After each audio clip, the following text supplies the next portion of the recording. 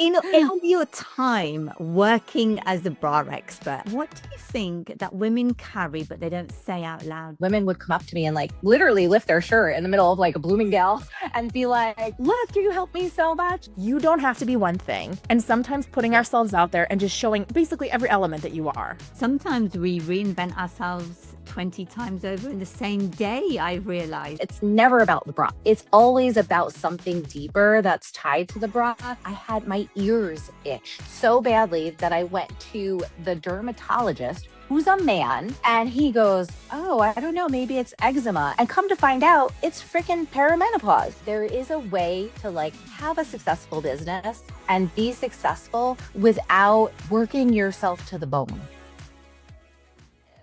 Welcome to the Trailblazers, the space where high-achieving women finally exhale and feel deeply understood. We are Brittany Anderson and Disha Solanki, two leaders who have built, scaled, exited, and supported multi-8 and 9-figure companies while carrying far more than most people ever see. Here we go where most conversations stop.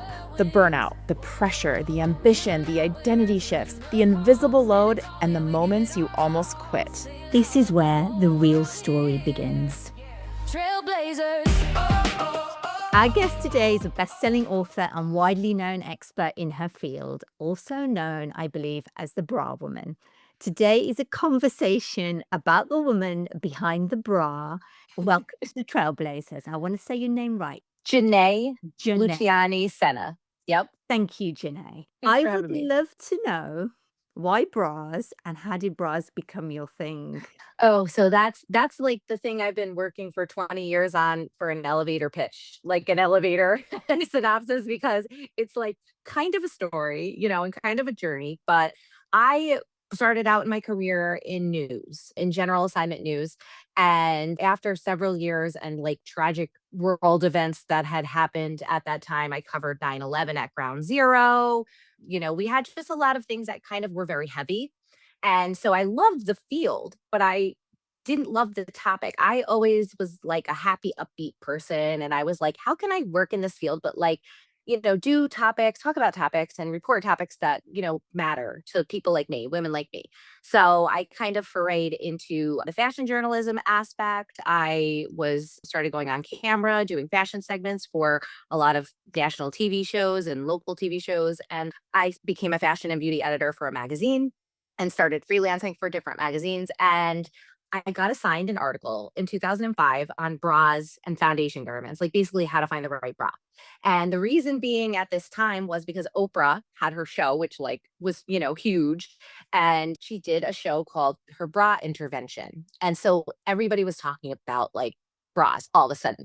So my editor was like, do a 2,400 word article for our readers.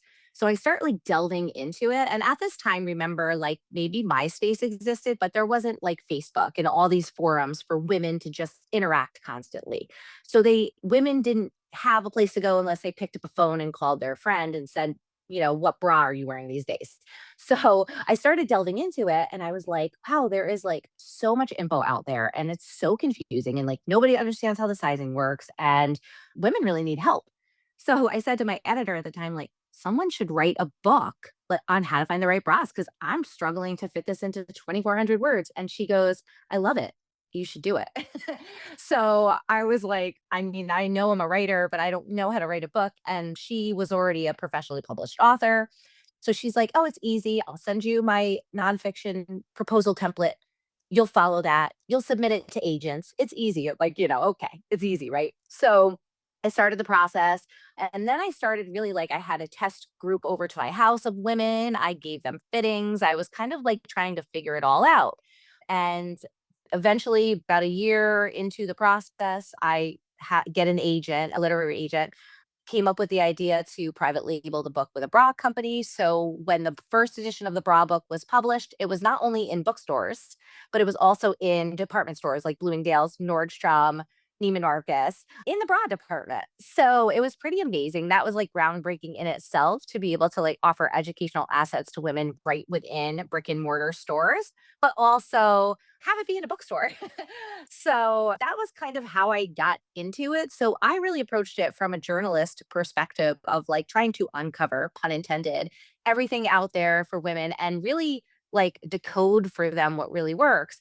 And that led to, I had already been going on TV as a style expert. So then they started booking me as a bra expert because I wasn't really out there selling something. I wasn't telling women, you need this $90 expensive European lace bra. I was like, hey, here's what you can get from, Maidenform for $40 and it's be great for you. And here's how to find the right bra for your shape and all this stuff. So it worked. It really just clicked. And as a teenager, I developed with something called tubular breast deformity. And growing up in like a small town in upstate New York, we didn't even have a bra shop like anywhere nearby. Victoria's Secret was almost an hour drive away. So really struggled with that. It was very noticeable.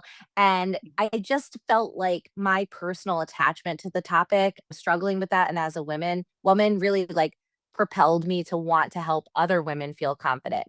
And eventually, like I would do all these book signings and stuff, and women would come up to me and like literally lift their shirt in the middle of like a Bloomingdale and be like, look, you helped me so much. Like I had a mastectomy or I had, this going on with my breast or I lost 50 pounds and like I really needed that help.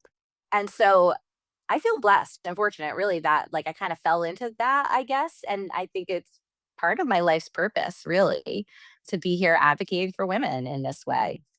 When did you realize, Janae, that this wasn't really, it sounds like it's not really just about bras. It's about how women were feeling about themselves in their bodies, confidence, all of those things. Because, and I don't know, Brittany, you have two daughters too, and I have a daughter. And I do think even as they go through those teenage years, it's not Mhm. about the bra. It's about quite a lot of other things that go with it. As a part of our identity. Like it really is kind of a part of a woman's identity, right? If you think about it, like you'll go and tell your friend, "Oh, I'm a 34 double D," or "I'm whatever." And I also have two teenage daughters, so God help us all.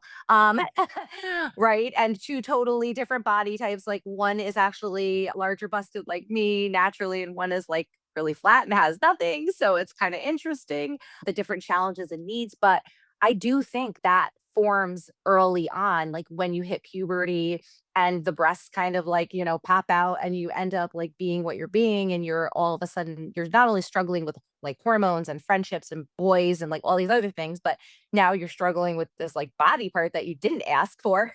So I do think like out their lives, they won't become the like curmudgeon that all of us are, where we're like, oh, we hate bras. Like if you can start that early and instill in them and make it a positive thing, they'll have so much of a better experience as their breasts change and all the things that happen throughout your life. You'll have just a much more positive experience.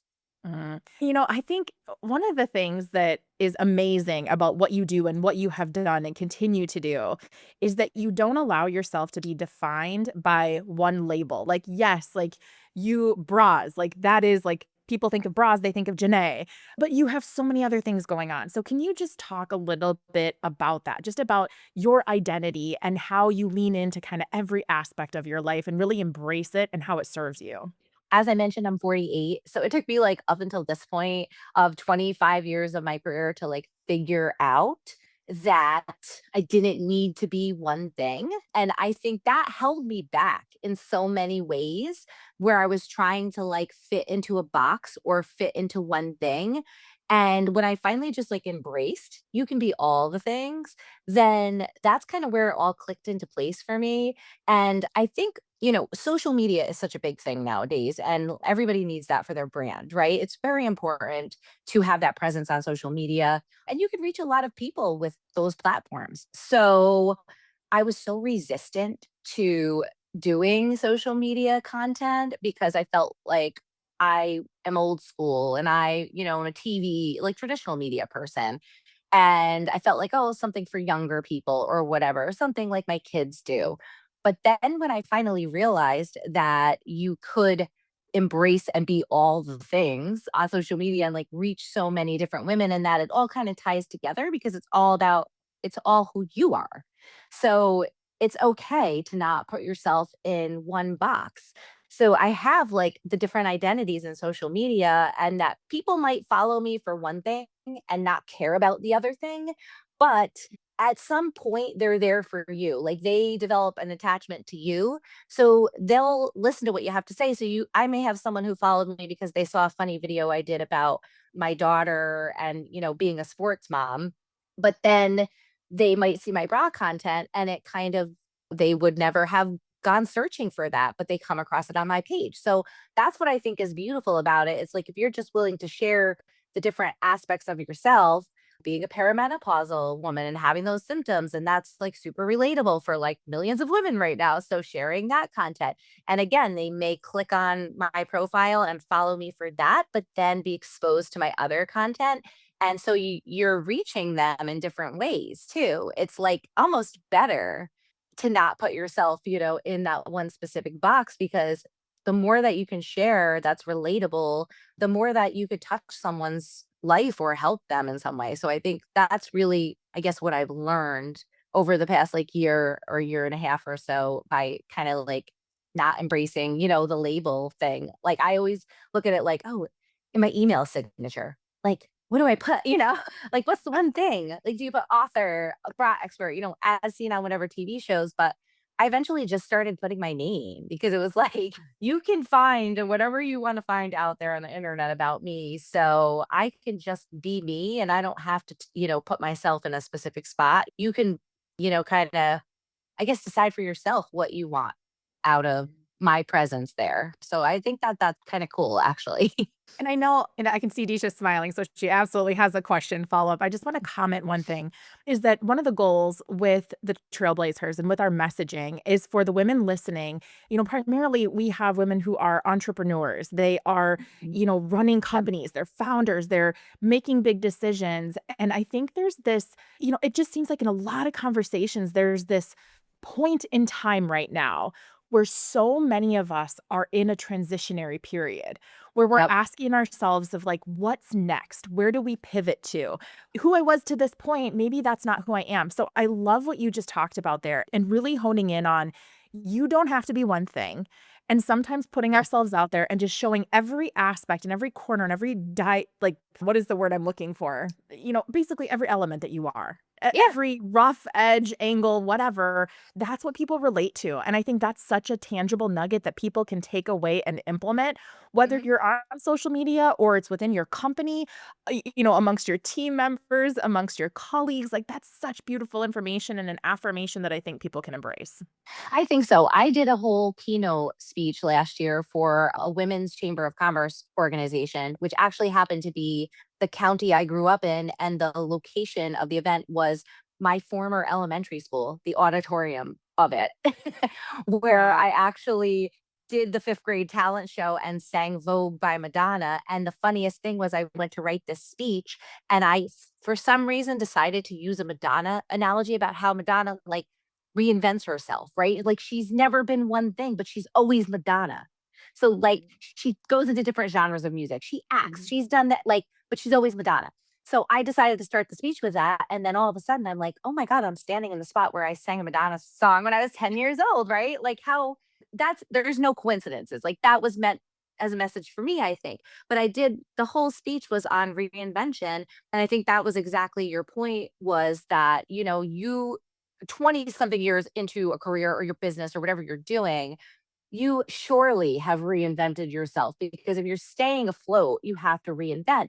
And so if you've reinvented yourself, I don't know, 10 times by this point, then you already have 10 different kind of like labels. So why, like I always used to think, oh, I have to like drop that and move on to this. But then you're like dropping the thing that got you to this. So it's like you are all those things that you were along the way. And that's like what makes you you. And that's your journey. And that I think is what really is inspiring for other women, is that, you know, that those steps. And sometimes we reinvent ourselves 20 times over in the same day, I've realized. True. That's a great point. Yeah, right. You were saying, Brittany, like you are like, what's next, right? Like, okay, now what's next? And you know that feeling in your gut where you're kind of like, I've outgrown this, like I just get that little, like, nagging kind of thing. Like, I know when I get that feeling where I'm like, oh God, there's going to be like a change coming up soon, or my, gut is telling me there needs to be a shift or a pivot or whatever you want to call it. So I think that, like, whatever that calling is for you, listen to that, and it doesn't mean you have to like revamp your whole brand or like have a totally different business, but it might just be like taking you somewhere else that's going to like lead you to something you never even dreamed of. And I think like that's what happened in my case with the bra thing. Like I kind of was like, I fell into it, but at the same time, I was meant to be there. After all these years, Janae, because it's interesting what you just said about you fell into it. And I think that you're definitely someone that, women trust. I mean, they're willing to take their top off for you. So Yes, you can't- exactly. I mean, come on, I've seen right? more boobs than Ron Jeremy. Like seriously, I'm like, oh, and women, people will like get self-conscious around me, and I'm like, you don't have anything I haven't seen already. So you should don't feel so. I'm a last person. In all of your time working as a bra expert and all of these things, what do you think that women carry but they don't say out loud? Because you're really touching an inner part of them that they probably never spoke to anyone about before. They didn't think they Yes. had a problem, or they knew they had a problem, didn't know who to like, look, follow, read, all of these things, right? Hmm. What would you say that they carry and they never really say out loud? Oh, that's like such a deep question, I feel like, because there are like, I just had surgery. I just went through a divorce. A lot of women are on the weight loss medications now. So it's like I just lost 100 pounds. So it leads the bra. It's like, and this is to your earlier point, I think the bra is never about the bra, right? It's like never about a bra. It's like a piece of garment. It's a garment. It's a piece of fabric. It's never about the bra. It's always about something deeper that's tied to the bra. And so I feel kind of awesome. It makes me feel awesome actually that women will share these like personal things with me because it's what's at the root of, the issue with the bra and something very personal to them, like whether it's health related or something emotional. Because remember, like something emotional happens, it ends up affecting your body in a different bra size, for women. So it's like it's all connected really. And I don't know if there's like to really specifically answer your question, like I don't know if there's something in particular that I feel like women like aren't willing to share. I really feel like it's the opposite. Like they usually do share. I usually end up learning more than like I'd ever want to know or pry into, like I would never ask them, but they do share it. And I think, like you said, it is a trust thing.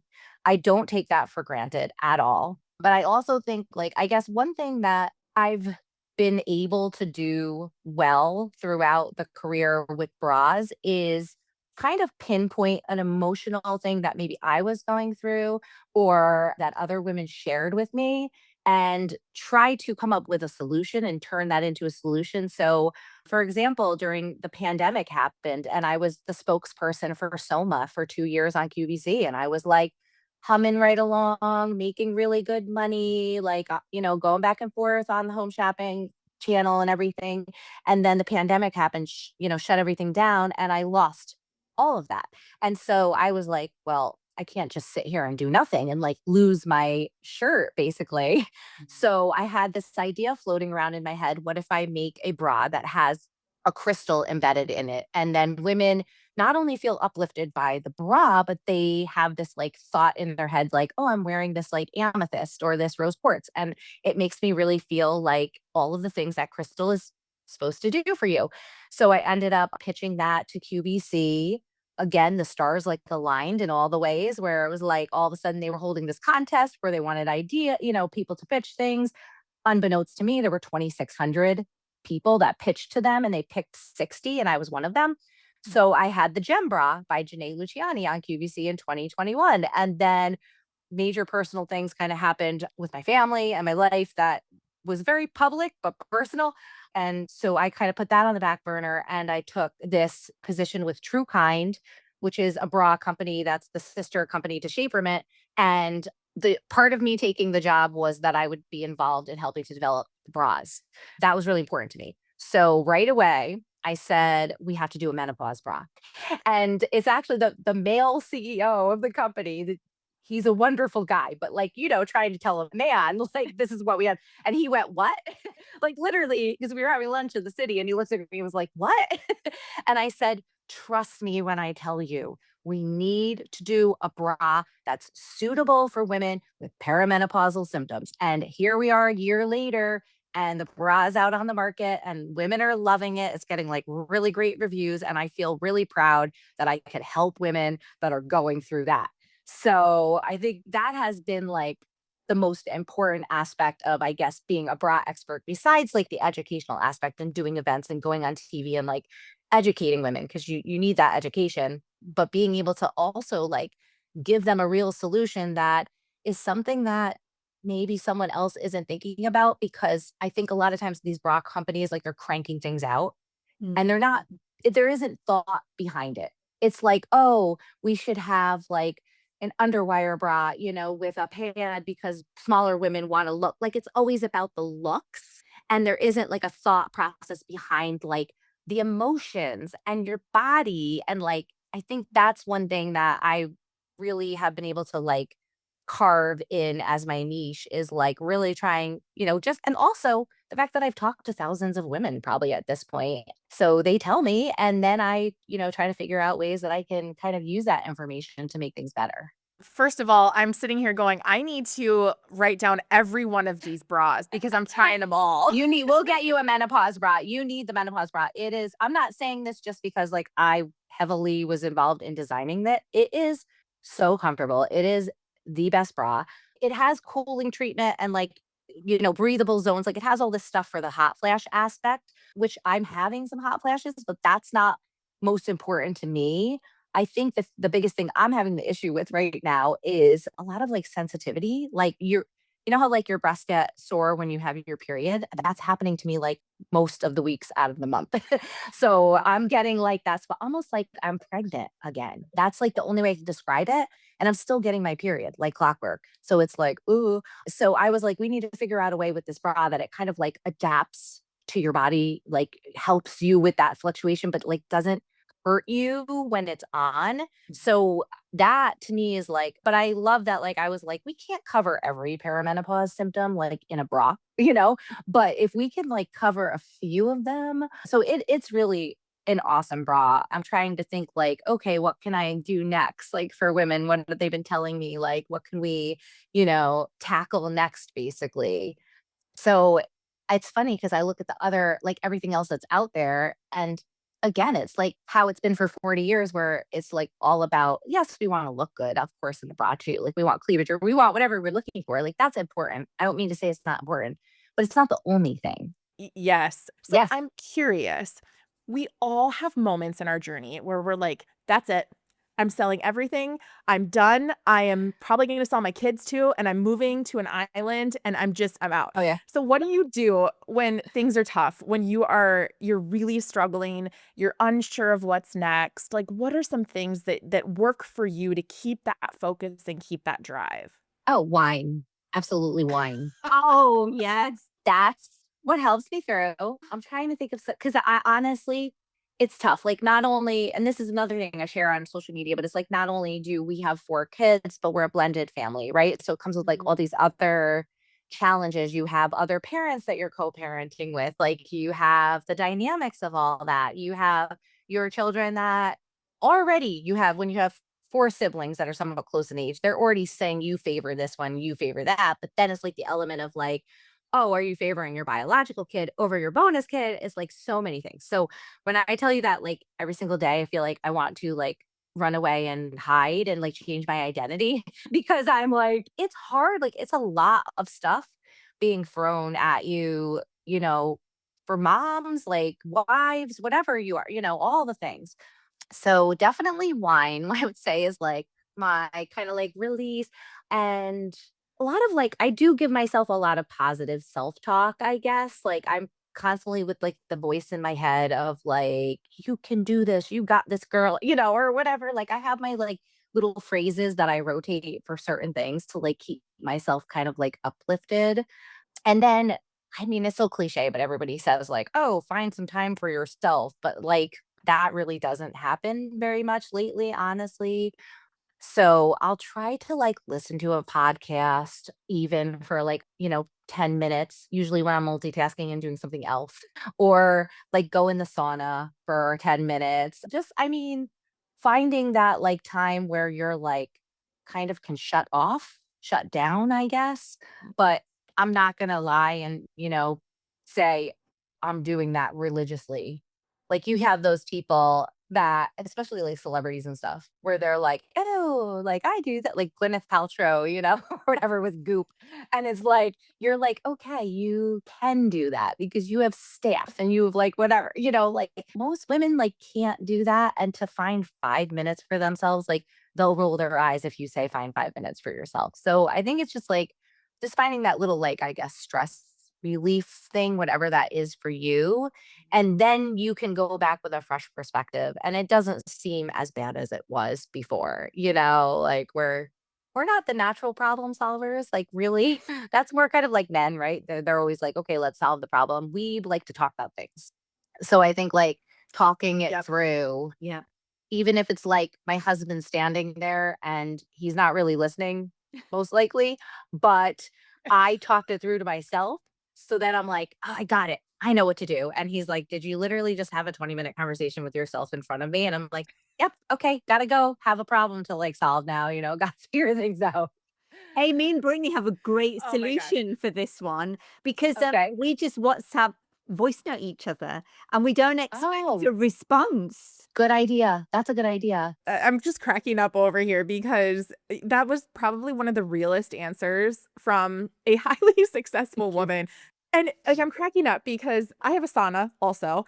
Seriously, like I will shout from the rooftops, like The any best. woman out there, like, and I'm just speaking to the women right now, but I'm like, Yeah. any of you out there, buy the damn sauna. Hmm. Buy the sauna, get in it. So good. It's right off our bedroom and it's in our master bathroom. Oh, And I nice. literally shut the lights off in our bedroom, and we have a Yes. little dimmer on our bathroom, and I dim it all the way down, and I just go Yep. quietly.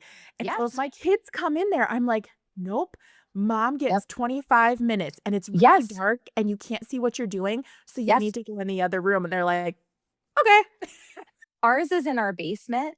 And so I could hear, like, I had the door closed, and obviously I'm in the sauna, and I could hear my 10-year-old, like, "Mom," every like few minutes, "Mom."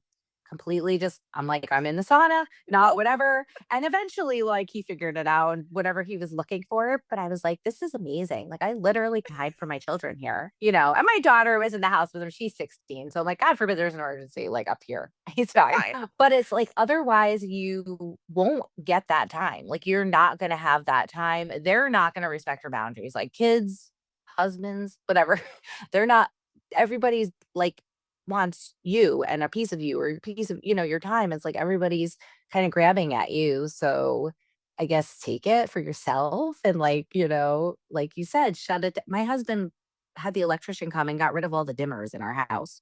I put switches in. So like when you were saying that, I was like, oh, that sounds lovely to be able to like dim the lights. You're like, "Get that Can't do that. electrician back on the phone." Right, I know. I was like, somebody asked me the other day too. They were like, "Why?" I was like, "I don't really know why. He just said he didn't want the dimmers." My note is that I definitely need one of these saunas that I've been You do need one. procrastinating. Yes, you over. do. Your husband got rid of dimmers. I got rid of the light switches that are on like auto. I was like, they're driving Oh, me up the wall. I must yeah. be like light sensitive as I've got to perimenopause. That's a thing. It's so crazy when you like think about all the like for me, it started with itchy. I had my ears itched so badly that I went to the dermatologist, who's a man, you know, and he goes, "Oh, I don't know, maybe it's eczema," and like prescribes some like little like steroid cream that I have to use a Q-tip.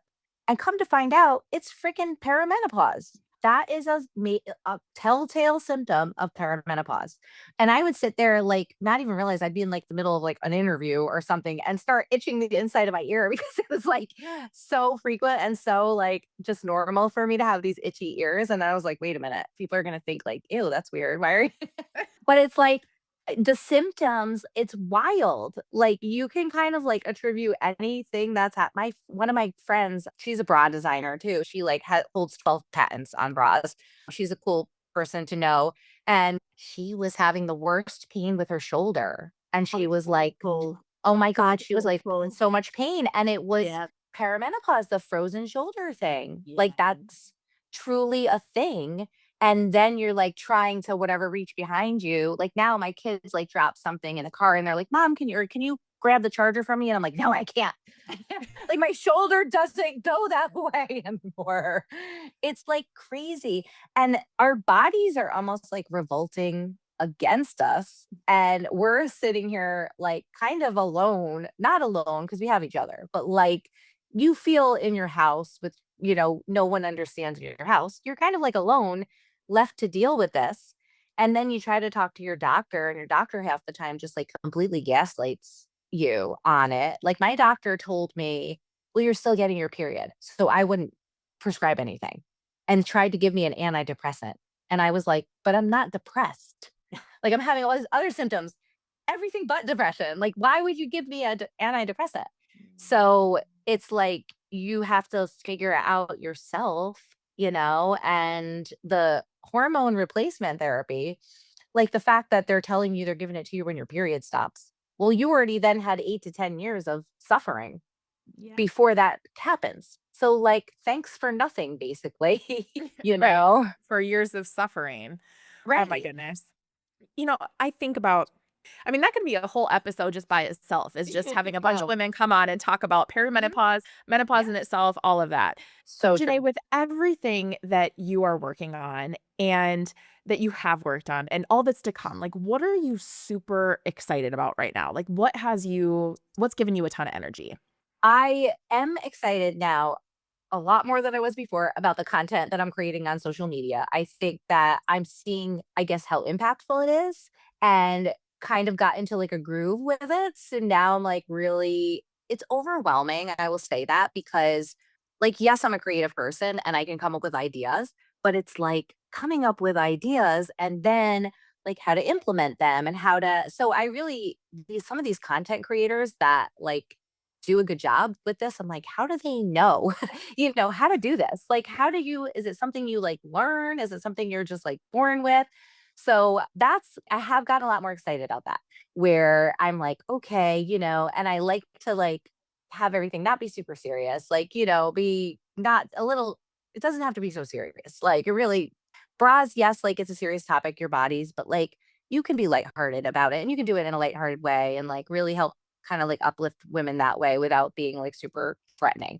So even with the menopause topic, it's like even just by switching and saying perimenopause instead of menopause, it just was like a lighter tone to it. So I've definitely been getting more excited about the content. I want to start, it tends to be in my career where I like shift where I'm doing periods of like a lot of writing and then I kind of shift and it's more like TV and like content and then it shifts and it's more like, product based or marketing. So I try to like have a mixture of all of that, but I miss that writing portion when I'm not doing it. So I got to figure out a way like where I can, keep doing that, whether it's like a Substack or something. So that's where my brain is going. So I'm getting excited about the thought of doing that. But again, it's like everything takes you a while to kind of get started because you're like pulled by other priorities.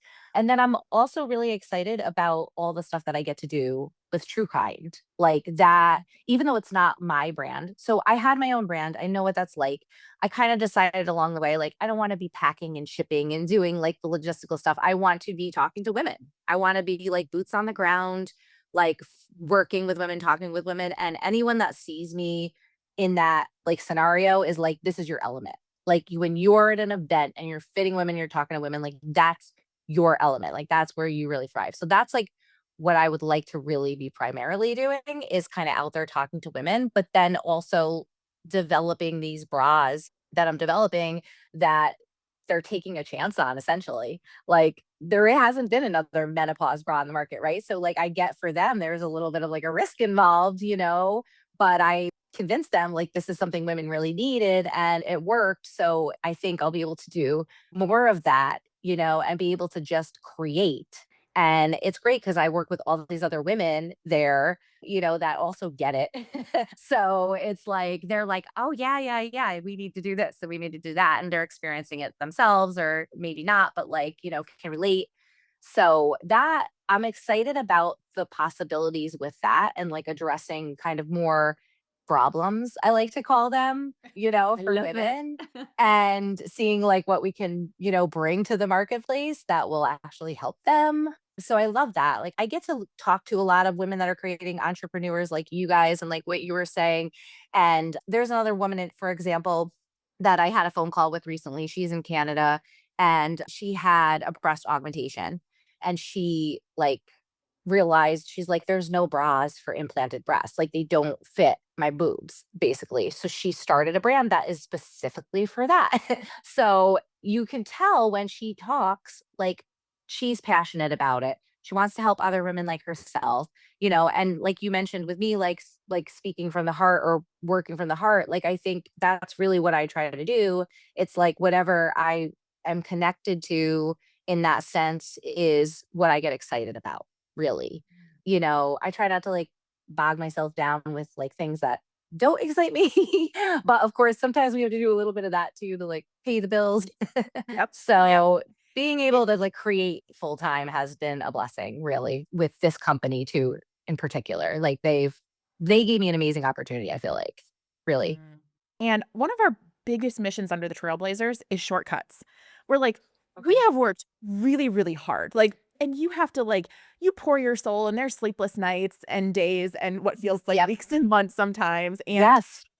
we look at it and we're like, man, there are so many incredible, amazing women out there. And we want to reach back and be like, come on, sis. Like, these are the things that you need to know. So, this topic of menopause and Hmm. perimenopause and, Hmm. the right bras and wearing things that are meant for your body and all of Hmm. that.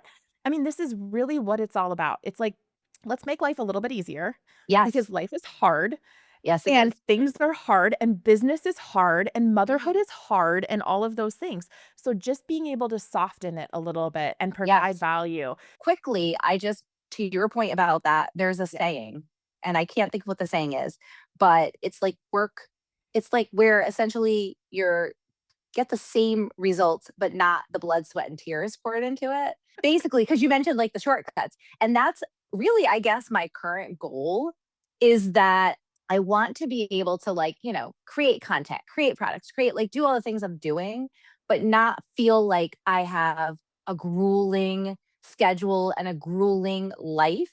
And I've listened to a lot of entrepreneurs. Like I think Sarah Blakely like talks a lot about this. And you see her like she rents out a yacht every year for her sister's birthday and like takes them on it. Like she does a lot of like fun things. You can see she's having fun in life, right? And she's like a billionaire.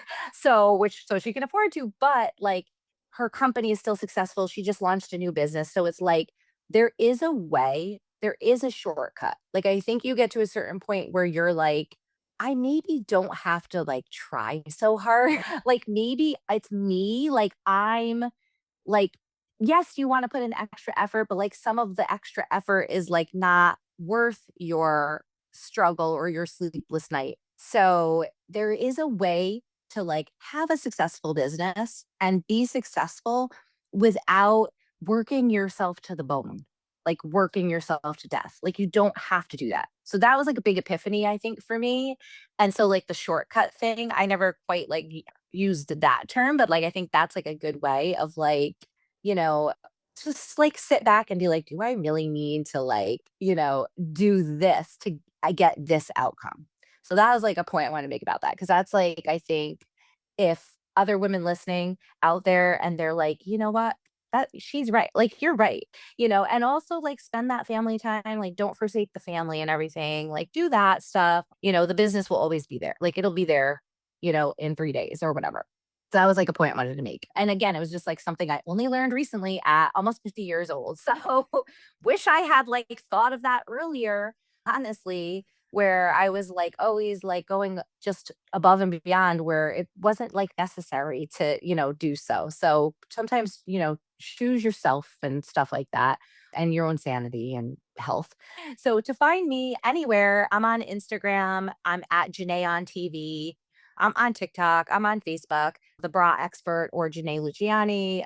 And yeah, I don't know. I'm easy to find. You can always write to me, Jené at JenéLuciani.com. And I love bra questions or anything you want to share or anything you're like looking for or you need recommendations. I always respond. I always respond. So anybody that wants to reach out to me, I welcome it and love it. Or you can like message me on Instagram, whatever, DM kind of thing. And we will drop your links into the show notes too. Oh, perfect. Any- Yeah. any- Yes. Instagram has been the one that I've really been like focusing on, I would say lately so if like you want the most content from me, and there's a lot of really great educational bra content that I put on there. So if that's something you're interested in, definitely follow me there. Amazing. So I guess my last question personally, and for our audience is, Jené, what did we not ask you that we should have? I guess I don't know if there's like anything regarding a question that I pretty much always get asked is like, how do you know if a bra fits? Or like, how do you find your size or that kind of thing?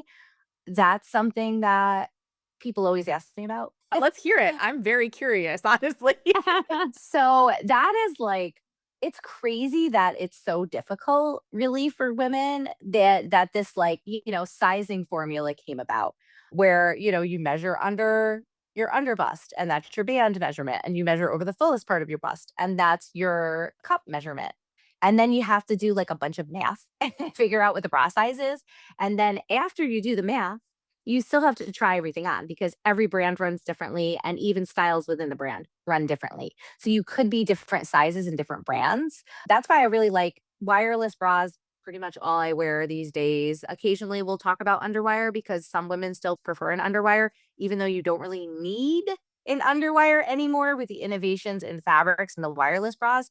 And so the wireless bras kind of are easy for me to recommend because there's a better chance of a woman being happy on the other end and saying, "Oh, you made a great recommendation," because of the fact that they accommodate a wide range of sizes. And 90% of the time, the woman doesn't know her actual size.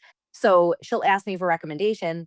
And then I'll say, "Well, when's the last time you got fitted?" Okay, take your measurements, send it back to me because chances are you're going to give me the wrong size. I'm going to tell you the wrong size to buy. And then you're going to be unhappy. So with an alpha size, like small on up, small, medium, large, that's much easier. And those are only wireless bras. If it's an underwire, it has to really fit you perfectly. You have to know your true size because it has to tack in the middle between your breasts. It's called like your gore of your bra has to tack. Otherwise, the wire will be sliding around or sliding up you, poking you, all the things that we hate. So that's like much more challenging to find the right size in that sense. And so when I give like fit advice, I'm like, take your measurements, know what they are, know that if you lose or gain even as little as 5 pounds, it will throw off your size. So you may need to remeasure and readjust your size. So I think that's probably like the most common question that I get asked regarding bras is like, how do we find our size? That's essentially how it is.